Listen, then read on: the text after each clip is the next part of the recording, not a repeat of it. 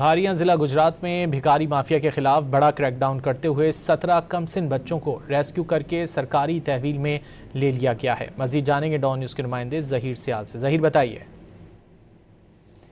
खारियां जिला गुजरात में भिखारी माफिया के खिलाफ बड़ा क्रैकडाउन किया गया है। 17 कमसिन बच्चों को रेस्क्यू करके सरकारी तहवील में ले लिया गया है।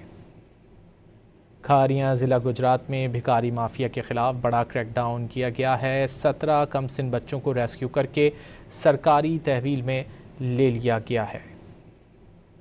खारियां जिला गुजरात में भिखारी माफिया के खिलाफ बड़ा क्रैकडाउन किया गया है। 17 कमसिन बच्चों को रेस्क्यू करके सरकारी तहवील में ले लिया गया है।